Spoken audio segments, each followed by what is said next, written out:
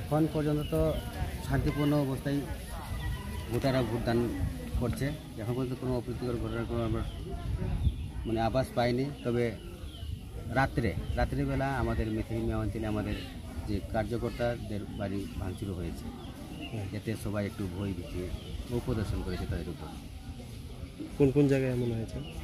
মেথিমিয়া এ পর্যন্ত মেথিমিয়া আর মহাবীর এই দুটি জায়গার উপর আমাদের মানে কতগুলি জায়গা আপনি ভিজিট করেছেন এবং কেমন দেখেন? এই পর্যন্ত আমি 11টি বুথ সেন্টার ভিজিট করেছি। আচ্ছা, কেমন মনে করেন সারা খুব ভালো, এই পর্যন্ত খুব ভালোই সারা পাওয়া যাচ্ছে। আপনি জয়ের ব্যাপারে কতটুকু নিশ্চিত? এটা 26 তারিখে বলা যাবে, এর আগে তো কিছু বলা যাবে না। আচ্ছা, এখন কোনো সমস্যা আছে না, কোনো ভোট কেন্দ্রে বা প্রার্থীদের কোনো হুমকি কিছু নেই? না, এখন পর্যন্ত কিছু নেই। ওই রাত্রেই যা হয়েছে, বাইক বাহিনীরা ঘোরাফেরা করেছে, এই ধমক দিয়েছে। আমাদের অনেক সেন্টারে আমরা পুলিং এজেন্টও দিতে পারিনি, যে পুলিং এজেন্ট আমরা ঠিক করেছি, তাদেরকে বইগুতি দেখি আজকে তারাও আর পুলিং এজেন্টে হতে রাজি হননি।